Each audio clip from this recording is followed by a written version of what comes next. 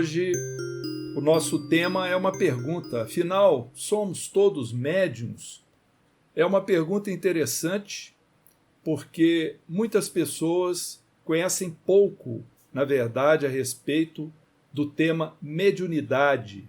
Para essas pessoas, a mediunidade muitas vezes se torna assim uma coisa complicada, né? Como se fosse algo sobrenatural, um bicho de sete cabeças, né? Como a gente costuma dizer. Então é bom a gente abordar essas questões com muita tranquilidade, sob as luzes da doutrina espírita, que muito nos auxiliará a compreender o nosso papel como médiuns ou como não médiuns. Como é que isso funciona? O que a doutrina espírita traz para nós de entendimento a respeito disso? E aí, médium é uma pessoa evoluída necessariamente ou não? Quem é que tem mediunidade, quem é que não tem? Como que isso é distribuído pela humanidade afora? Então são questões que realmente vale a pena nós tentarmos aprofundar para que a gente consiga explorar o assunto da forma mais racional possível. A mediunidade, na verdade, ela existe entre os homens desde a mais remota era. Em todos os tempos nós temos notícias de fenômenos considerados sobrenaturais ou maravilhosos, fenômenos considerados maravilhosos pela ignorância do homem e que fazem parte da história da humanidade, às vezes ajudando o homem a progredir e às vezes até atrasando a sua marcha, mas sempre mostrando ao homem a sua insignificância diante da criação. Com relação ao que é maravilhoso, ao que é sobrenatural, nós gostamos muito de um pensamento de Santo Agostinho, que diz assim, falando a respeito de milagres: os milagres não acontecem em contradição com a natureza, mas apenas em contradição com aquilo que conhecemos da natureza. Então, muitas vezes, aquilo que nós porventura consideremos fantástico, sobrenatural, maravilhoso, não passa realmente de um mau entendimento ou desconhecimento do assunto, que, quando explicado, se torna de fácil compreensão. Allan Kardec, que foi o codificador da doutrina espírita, ele foi justamente aquele quem mais aprofundou no estudo do fenômeno mediúnico. Dentre as obras de Kardec, nós encontramos o Livro dos Médiuns, que foi o segundo livro publicado por ele. O primeiro foi o Livro dos Espíritos. Nesse livro, o chamado codificador do Espiritismo, ele desvestiu o mistério das comunicações entre o mundo visível e o mundo invisível. Nele encontram-se informações claras, informações seguras, informações imprescindíveis sobre a mediunidade e a maneira como nós devemos encarar a mediunidade e tratar a mediunidade. Na verdade, Kardec pretendia que a mediunidade fosse vista com racionalidade e que ninguém, em sã consciência, seria capaz de lidar com ela sem o devido estudo e aprimoramento. Então, veja bem, o alerta de Kardec é que, para lidar corretamente com a mediunidade, é preciso estudá-la e aprimorá-la, ou seja, educá-la, desenvolvê-la dentro de um padrão educacional do médium para que ele consiga fazer ou exercer as suas comunicações de forma segura e confiável. Dois verbetes que nós gostaríamos de comentar. Um deles é médium, que significa pessoa que pode servir de intermediária entre os espíritos e os homens, entendendo-se como espírito os desencarnados, homens, mulheres e crianças que habitam uma outra dimensão, a dimensão espiritual, o plano espiritual, que fica também próximo de nós aqui na Terra. E a outra palavra seria mediunismo, que é a prática da mediunidade, é o uso que se faz da faculdade mediúnica. Então, uma coisa é você ter a faculdade mediúnica, é você possuindo essa faculdade exercer o papel de médium, e a outra é o que você vai fazer do seu mediunismo, a serviço do quê ou de quem você vai colocar a sua faculdade mediúnica. Como você vai praticá-la? Você vai praticá-la para o bem ou vai praticá-la para interesses pessoais, vaidosos, orgulhosos? Tudo isso é levado em conta, inclusive, pela lei de causa e efeito, pela lei de Deus, nas nossas práticas. Porque a prática mediúnica é também uma prática cristã. Então, a mediunidade é a faculdade do médium, a condição através da qual o homem se torna intermediário entre o plano dos encarnados e o plano dos desencarnados. Ou seja, é um meio de comunicação entre o mundo espiritual e o mundo físico. Essa faculdade implica, então, a possibilidade de convivência entre seres dos dois planos e intercâmbio entre seres dos dois planos, do plano material e do plano espiritual. Faculdade, então, inerente ao homem, a mediunidade, que permite ao homem a percepção, em um grau qualquer, da influência dos espíritos. Então, o médium ele tem um certo nível de percepção do campo espiritual, do mundo espiritual, em graus os mais variados possíveis. Vamos ver agora a definição que foi dada pelo próprio Allan Kardec em O Livro dos Médiuns, no capítulo 4, porque ela vai ser para nós extremamente esclarecedora dentro do propósito do nosso papo aqui hoje, né? Nesse nosso encontro. Kardec anotou assim: todo aquele que sente num grau qualquer a influência dos espíritos é por esse fato médium. Essa faculdade é inerente ao homem, não constitui, portanto, um privilégio exclusivo. Então vejam bem, Kardec generalizou: a faculdade é inerente ao homem, não é privilégio exclusivo desta ou daquela pessoa. Aí ele prossegue: por isso mesmo, raras são as pessoas que dela não possuam alguns rudimentos. Pode, pois, dizer-se que todos são, mais ou menos, médiuns. Então, Kardec generalizou. Todos nós, encarnados, humanos, temos um pouco ou alguma expressão mínima que seja da faculdade mediúnica. Significa que, em algum grau, de alguma forma, nós vamos ser sensibilizados pelo campo espiritual, nós vamos, de alguma maneira, perceber o campo espiritual, seja através de uma faculdade sensitiva, ou seja, através de uma vidência, uma audiência, ouvir a comunicação, ver os fenômenos, ou às vezes até somente no campo intuitivo. Todavia, prossegue Kardec, usualmente, assim só se qualificam aqueles em que a faculdade mediúnica se mostra bem caracterizada e se traduz por efeitos patentes de certa intensidade, o que então depende de uma organização mais ou menos sensitiva. Vamos explicar. Primeiro, Kardec colocou para nós, que todos nós somos médiuns, todos nós temos algum grau de sensibilidade mediúnica. Isso é da humanidade, é característica do homem. Mas ele também fez um adendo, um alerta, para chamar a atenção que nós não vamos chamar a todas as pessoas de médium.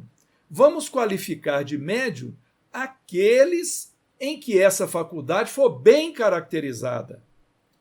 e que tiver, né, condição de produzir o que ele chamou de efeitos patentes. Então, é a criatura que realmente percebe a presença de um espírito através de uma dupla vista, ou ele ouve a comunicação do espírito, ou ele sente o cheiro, a presença do espírito através desse tipo de sensor do seu corpo, ou através do tato. Então, tudo isso, quando o médium tem essa sensibilidade de forma mais acentuada, ele vai ser classificado como tal de uma forma mais taxativa, para que não seja generalizado, né? E ele disse então que vai depender de uma organização mais ou menos sensitiva. Por organização, ele estava dizendo o corpo físico, o corpo humano. O corpo físico do médium, ele terá naquela encarnação, quando ele tem essa faculdade mais desenvolvida, determinadas características para facilitar essa sua sensibilidade, que vai diferenciá-lo das pessoas que têm menos sensibilidade. E o Kardec prossegue, ainda no livro dos Médiuns, no capítulo 4, dizendo assim: é de notar-se, além disso, que essa faculdade não se revela da mesma maneira em todos. Geralmente, os médiuns têm uma aptidão especial para os fenômenos desta ou daquela ordem, donde resulta que formam tantas variedades quanto são as espécies de manifestações. Quando nós exemplificarmos aqui, vai ficar mais claro. Por exemplo, as manifestações principais seriam a dos médiuns de efeitos físicos, dos médiuns sensitivos ou impressionáveis, dos médiuns audientes, videntes, sonambúlicos, curadores, pneumatógrafos, escreventes ou psicógrafos. Vamos explicar essas qualificações. O médium de efeitos físicos. O médium de efeitos físicos é um médium que ele produz a liberação através do seu corpo físico, do seu perispírito, do ectoplasma, que permite que ocorram fenômenos com ruídos ou luzes que são perceptíveis a qualquer pessoa, mesmo os não médiums. Então, quando tem a presença de um médium de efeito físico num ambiente, pode-se ouvir um estalo, ou uma centelha, uma fagulha, ou a movimentação de um objeto, o que é perceptível, como se fosse do mundo material, através do médium que tem essa produção de ectoplasma. Esse médium vai ser considerado médium de efeitos físicos. O fenômeno que ele produzir vai ser de acesso a qualquer pessoa que esteja no ambiente, não apenas médiums que vão perceber o campo espiritual. Então vai haver um médium sensitivo, que é aquele que percebe a presença de um espírito sem vê-lo, mas ele sabe que o espírito está ali, ele sente a sua presença. São os médiuns impressionáveis. O médium audiente, que vai ouvir a fala ou ruídos do campo espiritual. Os videntes, que vão perceber as entidades. O sonambúlico, que é o médium que o seu espírito vai deixar o corpo físico e vai ampliar a sua percepção do campo espiritual. O sonambulismo é um fenômeno muito interessante de ser estudado. Médium curador é um médium que tem a capacidade, através da produção de fluidos do seu corpo e do seu perispírito, de promover curas em outras pessoas ou alívio, né, de dores e enfermidades. Os médiuns pneumatógrafos, que são aqueles que conseguem promover a escrita direta dos espíritos, ou seja, o espírito, através da produção desse médium, escreve diretamente num papel. Os médiuns escreventes ou psicógrafos, aqueles que recebem a comunicação e a transpõem através de um lápis ou uma caneta para uma folha de papel. Então está aí alguns exemplos, né, de uso da faculdade mediúnica e como que essa faculdade mediúnica, esses atributos, variam de médium para médium. O estudo da mediunidade dos fenômenos mediúnicos vai permitindo que a gente tenha cada vez mais contato com esses fenômenos e a sua respectiva compreensão. Agora, o espírito Erasto, que é um dos autores do Livro dos Médiuns, ele diz o seguinte, que o objetivo da mediunidade ele é alcançar a humanidade e não um médium em particular. Um médium é um instrumento pouquíssimo importante como indivíduo. Por quê? Porque as instruções que são dadas por espíritos superiores aos médiuns visam alcançar e aproveitar a generalidade dos homens. É para ajudar a evolução da humanidade e não um médium em particular. Sendo assim, nós devemos compreender que a mediunidade em si, ela não é um dom, uma graça, um privilégio ou um castigo. Também não é uma arte, nem é um talento. E não pode se transformar numa profissão. É apenas uma característica que as pessoas já reencarnam com ela, porque um dos atributos para se ter a mediunidade é o atributo orgânico, é uma formação do corpo físico que vai torná-lo mais sensível à presença de espíritos, a essas interações do campo espiritual, e isso tudo vai fazer parte vamos dizer assim, do planejamento reencarnatório daquele determinado indivíduo. Ou seja, ele vai retornar na reencarnação com essa característica da mediunidade como uma forma de progredir ao longo da sua reencarnação. É como se, muitas vezes, as pessoas reencarnam com corpos mais fortes, mais fracos, ou corpos masculinos, femininos, com determinada cor dos cabelos, dos olhos, com a compleição física mais vigorosa ou menos vigorosa, e pode vir com característica de mediúnica, maior sensibilidade ou não, ou menor sensibilidade. Então é preciso entender isso, que, por exemplo, a inteligência, ela é a faculdade do espírito que se exterioriza através do cérebro.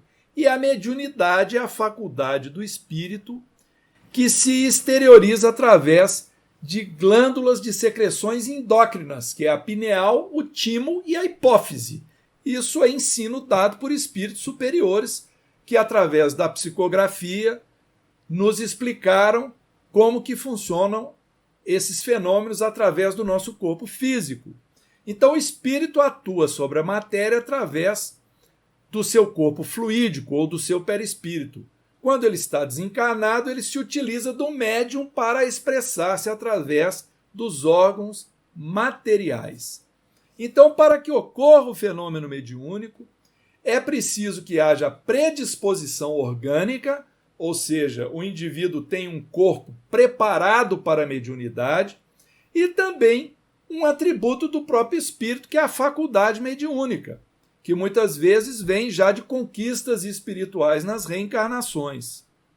A mediunidade em si, ela é uma faculdade neutra. A mediunidade não santifica ninguém e também não degrada ninguém.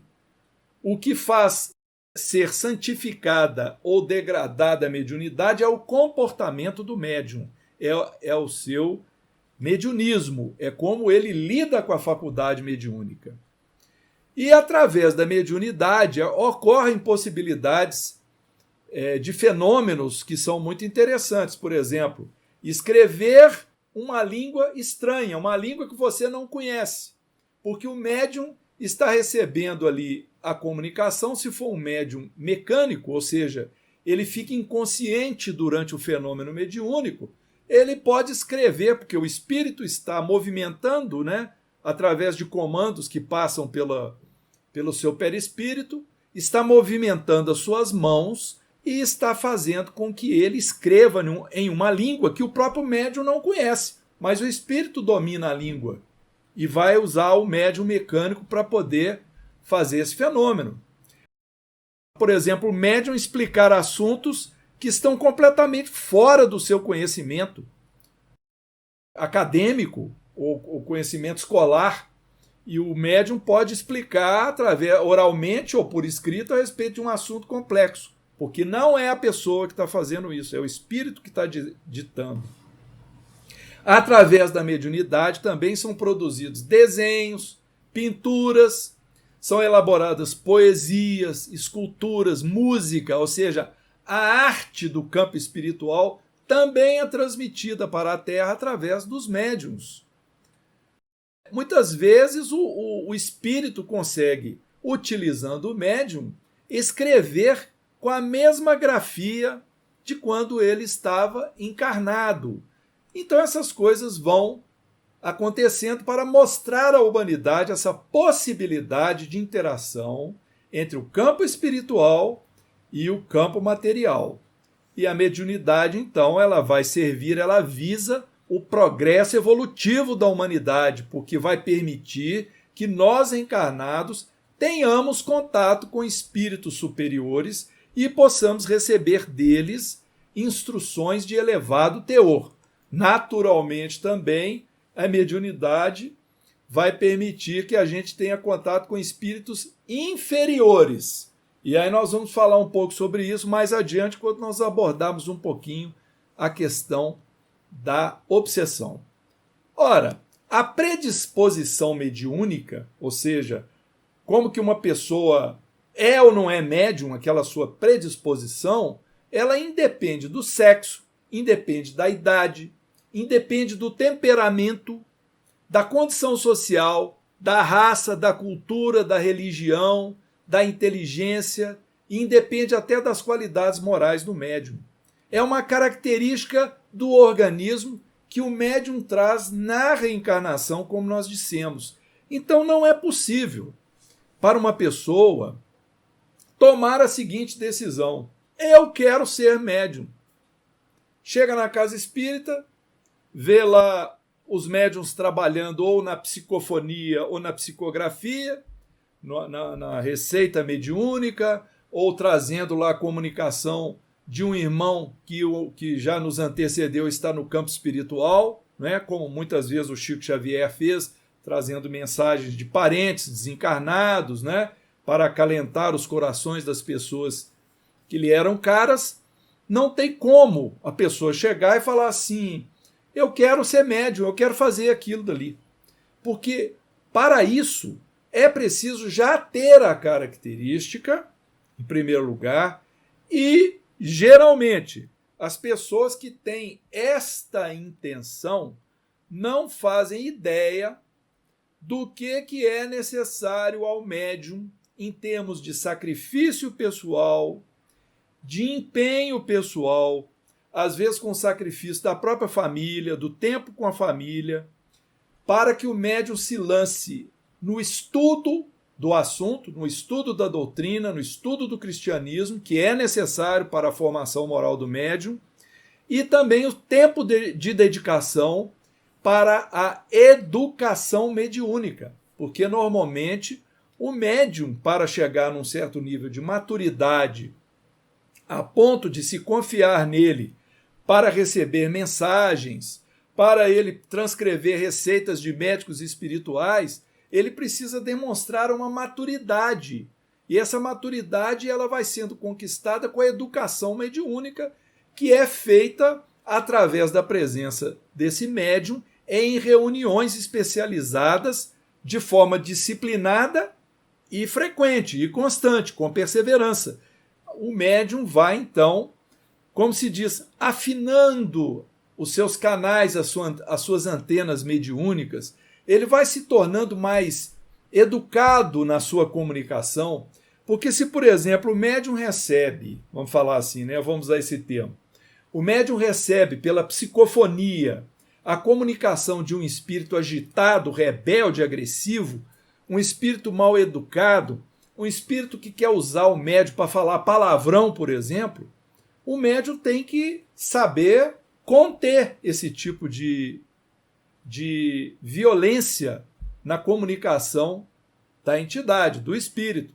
Então o médium, quando é deseducado, tudo isso passa. Ele fala o palavrão, ele dá murro na mesa, ele pode até agredir as outras pessoas, porque às vezes o espírito quer agredir alguém, né, que está ali presente, mas o médium educado, ele não deixa isso acontecer.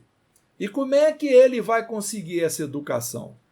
Nós vamos apenas iniciar o assunto aqui, é pela sua própria educação moral.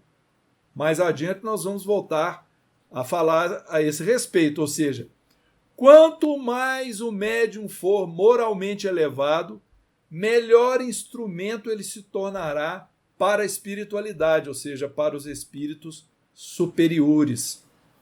Então, é preciso entender que esse comprometimento com a mediunidade não é só imaginar que vai chegar ali e já vai estar tudo pronto e eu já vou psicografar e eu já vou exercer como médium, não.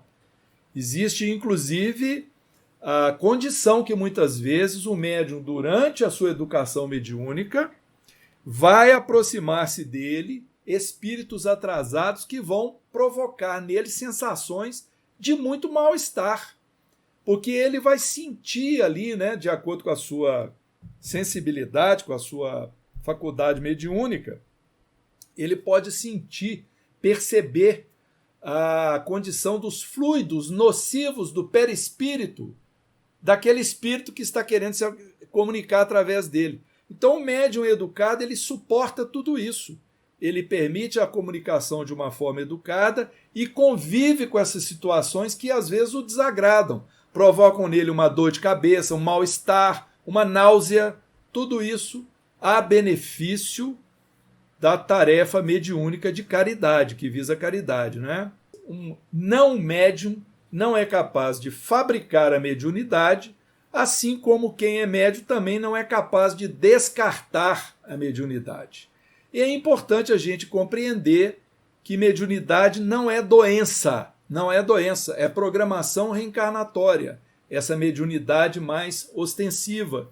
E ela pode até estar relacionada a aspectos provacionais do médium, ou seja, o médium tem contas a resgatar nessa sua encarnação e a mediunidade vem como sendo um dos processos de dificuldade para ele, né? Ele vai ser provado ali através dessas situações todas que nós dissemos, ou vai ser testado nos seus méritos para ver se ele vai se dedicar à mediunidade da forma correta, que seria a mediunidade com Jesus. Portanto, meus irmãos, não basta ser médium para que a gente comunique-se indistintamente com qualquer espírito, com espírito superior ou com espírito inferior. É bem verdade que quando o médium é moralmente evoluído, como é que o médium faz para ser moralmente evoluído? Ele tem que estudar, né, os temas cristãos, estudar os assuntos ligados à mediunidade e se comportar moralmente de forma correta em todos os ambientes, no ambiente familiar, no ambiente profissional, no ambiente social. É assim que o médium se torna um bom médium, um canal de espíritos superiores. Porque se o médium for uma pessoa viciosa, se for uma pessoa lidada a práticas nocivas à moralidade, né, ele não vai atrair a presença de bons espíritos, ele vai atrair a presença dos maus espíritos. Esses é que vão se aproximar dele. Então tudo isso tem uma lógica que o Kardec trouxe para nós em O Livro dos Médiuns, mostrando a necessidade do esforço do médium para conquistar essa posição de ser um bom instrumento dos espíritos. Portanto, quando a gente pergunta lá no começo, lá no título, né, da nossa apresentação, afinal, nós todos somos médiuns? Podemos responder sim, nós todos somos médiuns, mas há aqueles que reencarnaram na Terra com um compromisso mediúnico mais intenso. A mediunidade é, como Kardec usa o termo, é de efeitos patentes, ou seja, é uma vidência mais ostensiva, uma audiência, uma percepção, e isso pode, inclusive, se tornar um transtorno para o médium que não estiver preparado. Aí é onde perguntar, puxa, mas e se a pessoa for médium e não for espírita? e não conheceu o espiritismo? Olha, naturalmente a mediunidade, essa faculdade mediúnica, nós dissemos, ela é inerente ao homem. Ela não existe só para os espíritas, ela não está só entre os religiosos. Os ateus também são, muitos deles, médiuns. As pessoas que combatem o espiritismo e que combatem a ideia de mediunidade, de reencarnação, muitos deles são médiuns e médiuns de muita sensibilidade.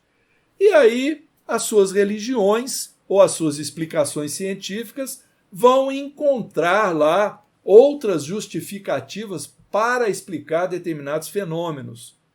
Mas quando o médium ou aquele que está acometido da faculdade mediúnica e sendo, digamos assim, incomodado com presenças espirituais, quando ele encontra o respaldo da doutrina espírita para poder explicar o que está acontecendo, para poder mostrar para ele como educar a sua mediunidade, como lidar com ela, para que haja serviço e não sofrimento, para que haja contribuição do médium e não luta ou fuga à mediunidade, então vai ser uma maravilha. Por isso que a doutrina espírita ela é consoladora enquanto esclarecedora, porque ela traz à luz esses fenômenos todos para nos ajudar a compreender, né? Compreendê-los melhor e lidar com eles da forma mais saudável possível. Existe naturalmente, em cada médium, existe algo chamado animismo. O que é o animismo? Animismo é a dose de contribuição da própria pessoa, do próprio médium, naquela comunicação. O médium, ele aproximou-se dele um espírito e tentou através dele uma comunicação. Vamos pensar assim, tá? Pode ser através da psicofonia ou às vezes só ditando algo para o pensamento dele.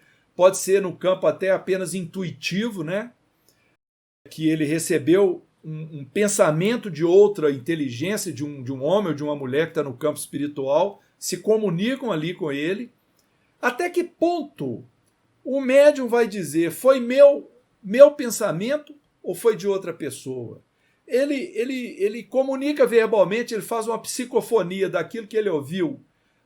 O quanto tem a dose dele próprio ou da outra entidade? Isso é chamado animismo. O animismo, ele indica justamente o quanto há interferência do médium na comunicação, e isso sempre vai existir.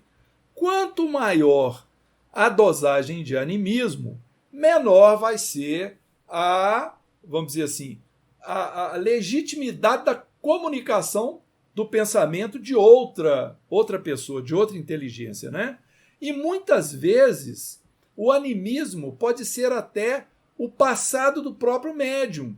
O médium recorda experiências de vidas passadas dele e isso vem na comunicação mediúnica. Por que nós estamos trazendo esse assunto aqui, que é um assunto até um pouco complexo de ser abordado? É apenas para mostrar o nível de preocupação e de zelo que o Allan Kardec teve quando estudou o fenômeno mediúnico, para compreender que não vai haver ali embuste, que seria a mistificação. O que seria a mistificação? A mistificação seria o médium dar uma comunicação sua e fingir que é o espírito que está passando o recado. Então, olha só, quando isso é feito de propósito, aí é um ato desonesto, há uma mistificação. Mas pode haver uma dose do espírito, do próprio médium na comunicação, que seria um animismo, algo involuntário, ou seja, não é um defeito mediúnico, é algo que realmente pode acontecer.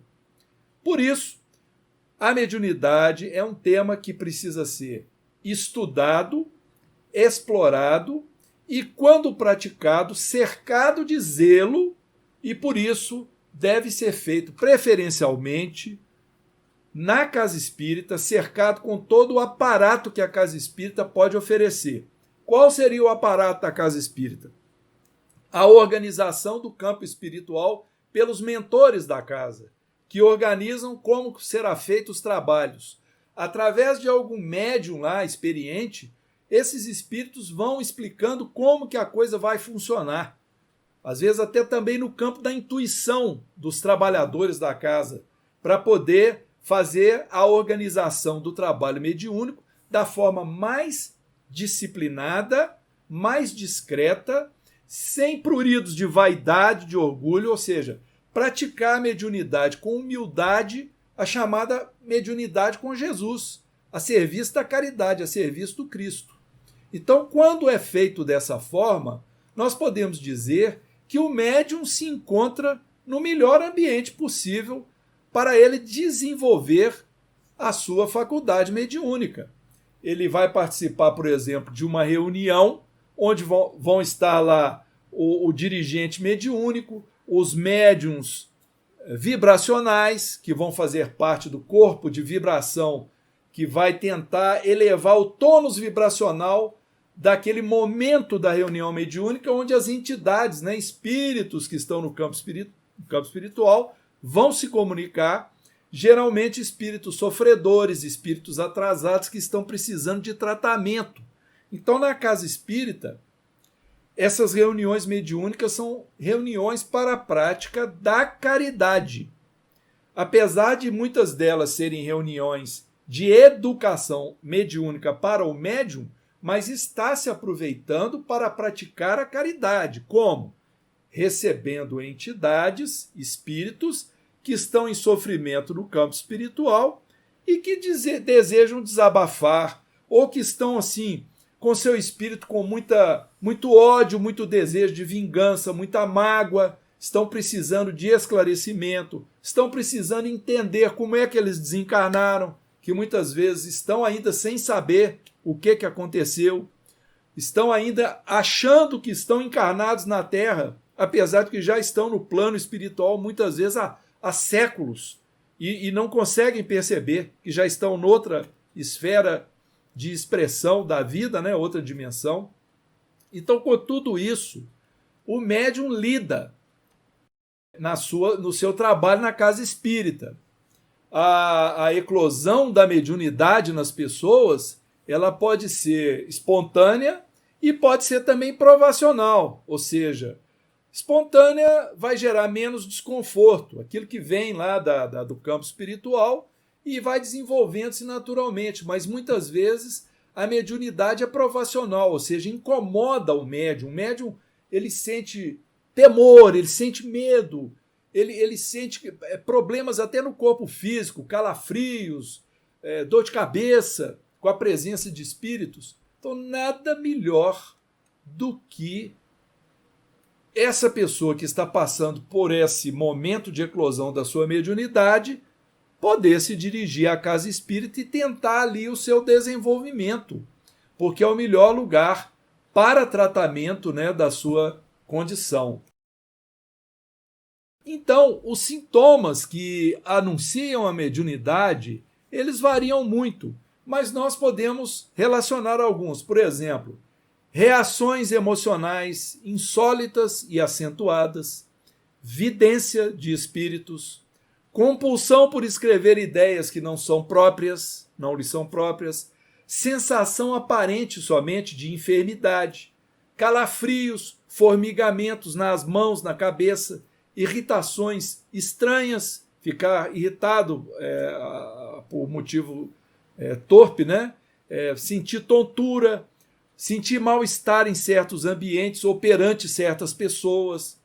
Então, muitas vezes, isso é sintoma de mediunidade, sintoma que ali está acontecendo um processo mediúnico, está havendo uma sensibilidade. Naturalmente, esses fatores podem surgir associados a outros, dependendo da condição de cada indivíduo. Mas o que deve chamar a atenção? Isso que nós falamos aqui agora, o que deve nos chamar a atenção? É que nós podemos concluir o seguinte: se nós todos somos médiuns, se nós temos pelo menos algum rudimento de sensibilidade mediúnica, eu não sou vidente, eu não sou audiente, não sou psicógrafo, não sou sonambúlico, eu não desligo do meu corpo, eu não sou sensitivo. Mas então eu tenho mediunidade quando? Ora, nós citamos aqui, por exemplo, a palavra intuição. A intuição, ela muitas vezes é um tipo de mediunidade, ou seja, é um espírito colocando ali na minha cabeça uma ideia, me soprando, né, uma sugestão, seja ela para o bem ou para o mal. Quantas vezes a gente se vê falando assim, olha, eu tive uma intuição, eu tive uma ideia aqui que nunca passou pela minha cabeça. Talvez fosse bom a gente ter um pouco de humildade nessas horas e de entendimento e pensar assim, um espírito bom me passou uma ideia boa naquele momento. Eu recebi aqui, através de um canal mediúnico que eu não entendo muito bem, uma comunicação que veio num campo intuitivo para eu fazer isso ou fazer aquilo. Então essa intuição, ela é um sintoma de canal mediúnico e nós devemos entender o seguinte, ela pode ser para o bem ou pode ser também para o mal, porque há os espíritos que querem nos ajudar e há aqueles que querem nos perturbar. Então, quando nós nos ligamos ao bem, quando nós nos ligamos às boas leituras, às boas práticas caritativas, quando nós somos menos egoístas e mais altruístas, ajudamos as pessoas e tal, nós já dissemos, aproximam-se de nós os bons espíritos. E esses passam a nos ajudar, muitas vezes, através desse campo intuitivo. Mas nós temos muitos débitos das vidas passadas. E próximos de nós, muitas vezes, estão espíritos atrasados. E esses espíritos atrasados, muitas vezes, eles tentam nos perturbar, colocando pequenas ideias que são para nos perturbar, para nos deixar irritados, para nos deixar desconfiados. Então, esse campo intuitivo, esse campo de influenciação, quando ele é negativo, e quando ele muitas vezes é até persistente, é chamado de obsessão. Obsessão é justamente quando um espírito tem uma ação persistente sobre outro, tentando influenciá-lo para o mal, influenciá-lo negativamente. Existem graus variados, né, de obsessão, mas nós podemos compreender que a obsessão existe como uma espécie de escolho. Ela está por toda a Terra. Os espíritos, as pessoas do campo espiritual estão por aí espalhando pensamentos e tentando interagir com os encarnados. Então nós devemos tomar um cuidado muito grande com as seguintes sugestões. Primeiro, lembrar aquilo que Jesus nos aconselhou: orai e vigiai para não cairdes em tentação. Ou seja, a oração nos mantém ligado a ideais superiores. A oração dita com o coração. Não é pegar uma prece que está escrita, achar que ela é milagrosa e ler aquilo e pronto, já estou protegido. Não. Não é usar emblema, amuleto. Não. Nós estamos falando do envolvimento do nosso pensamento e do nosso coração ao realizarmos a nossa prece com fé, conversando com Deus, ou com algum espírito, ou até com algum santo que a gente tenha fé, que a gente tenha essa crença no coração, é nos ligar com ideais superiores. Então, orai e vigiai, disse Jesus, ou seja, observe a si próprio, observe a si mesmo. Então, muitas vezes, quando nós ficamos repentinamente nervosos, quando nós ficamos com ciúme, com inveja, com algum tipo de irritabilidade, pode ser que nosso espírito, abriu a porta para aquilo, abriu a porta para aquele sentimento. Mas uma entidade, um espírito que quer nos perturbar, ele olha ali e fala assim, oba, ele abriu a porta do ciúme, então vamos intensificar o ciúme dele. E aí vem as entidades que querem nos perturbar, promovendo em nós, intensificando o sentimento de ciúme. Isso é um exemplo. Assim como pode ter da inveja, da vaidade, da ambição, todas essas características negativas. Nós devemos cuidar de observar essas ações através de nós próprios, o que acontece em nós. Eu mudei o meu temperamento, Eu mudei a minha maneira de pensar. Normalmente eu não sou assim. Por que que eu fiquei desse jeito? O que que aconteceu comigo? É uma forma, digamos assim, humilde de aceitar que passou a existir ali um problema momentâneo, o qual eu devo procurar combater. Será que eu abri portas a que espíritos atrasados, espíritos ignorantes, que desejam o mal para mim, será que eles estão se aproximando de mim para intensificar em mim esse sentimento que eu tenho, às vezes, de repugnância com uma determinada pessoa, ou de inveja que eu tenho com outra? Por isso que as palavras de Jesus são sempre sábias, né? Orai e vigiai para não cairdes em tentação. O espírito está pronto, mas a carne é fraca. E o livro dos Espíritos, na questão 459, Kardec fez a seguinte pergunta: influem os espíritos em nossos pensamentos e em nossos atos? Os espíritos superiores responderam ao Kardec: muito mais do que imaginais. Influem a tal ponto que, de ordinário, são eles que vos dirigem. Ou seja, os espíritos nos influenciam sim, e rotineiramente muito mais do que a gente imagina. Estão ali trabalhando conosco o nosso pensamento, ou nos ajudando, ou nos perturbando. Claro que nós não somos, vamos dizer assim, como robôs, que não temos pensamento próprio, que somos como marionetes e os espíritos estão ali a nos perturbar ou nos manipular o tempo todo. Mas quanto mais a gente se ligar ao mal, quanto mais nós formos desequilibrados, quanto menos harmonia tivermos no coração, mais nós seremos vítimas desses irmãos e irmãs que, através desse processo obsessivo, virão tentar nos perturbar. E muitas vezes não conseguem nos perturbar diretamente, vão fazê-lo através de um familiar, ou de um amigo, ou de uma amiga, de um namorado, da noiva, do marido, do filho, da filha, ou seja, não somos todos médiuns de alguma maneira. Então, muitas vezes, as entidades que querem nos perturbar o fazem usando a mediunidade daqueles que estão próximos de nós. E aí, o que nós vamos fazer? Culpar essas pessoas que estão sendo médiuns desses espíritos e nos agredindo, ou nos tratando com indiferença, ou de alguma forma que nos incomoda? Voltemos para Jesus. Orai e vigiar.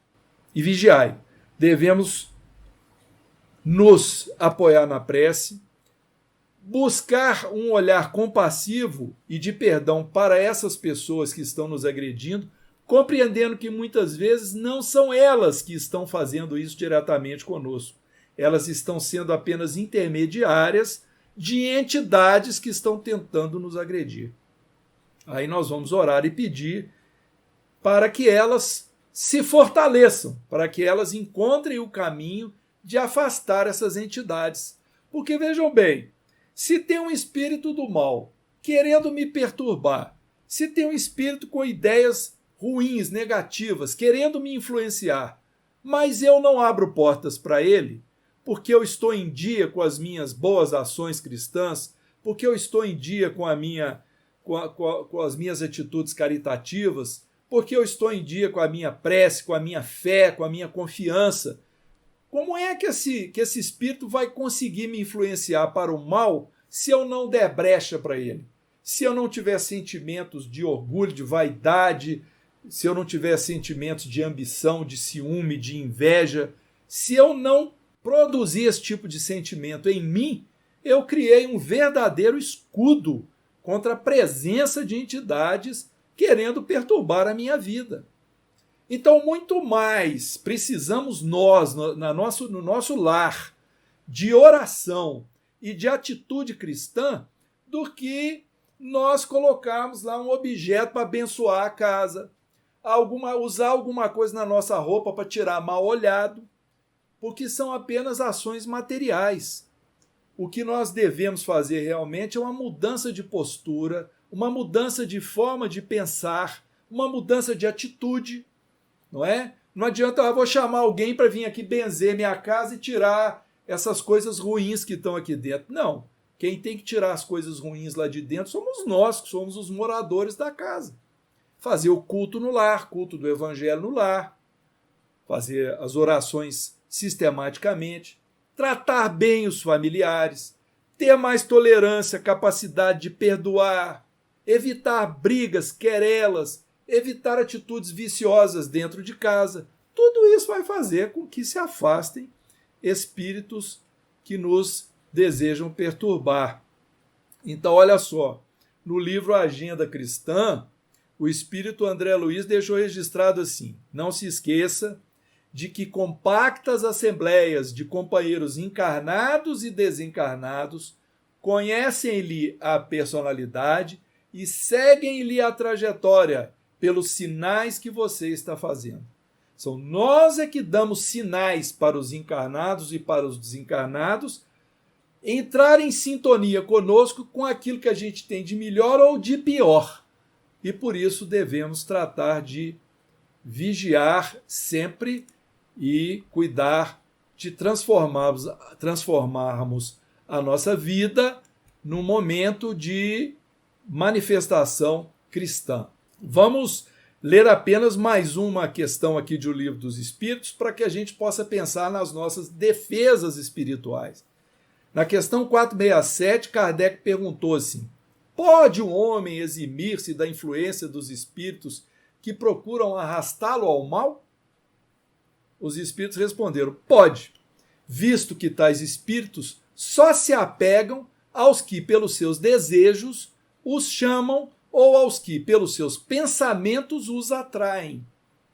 Ou seja, nós é que nos apegamos e que nós é que atraímos espíritos inferiores para junto de nós de acordo com as nossas atitudes. E aí vem a outra pergunta, que é a 469, para a gente encerrar. Por que meio podemos neutralizar a influência dos maus espíritos? Resposta: praticando o bem e pondo em Deus toda a vossa confiança, repelireis a influência dos espíritos inferiores e aniquilareis o império que desejam ter sobre vós.